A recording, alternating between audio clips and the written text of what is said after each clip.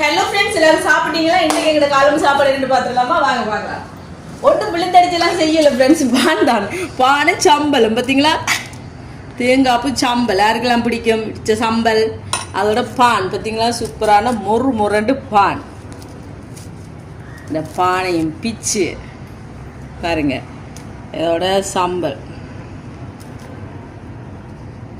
பானும் சம்பளம் யாருக்கெல்லாம் பிடிக்கும்?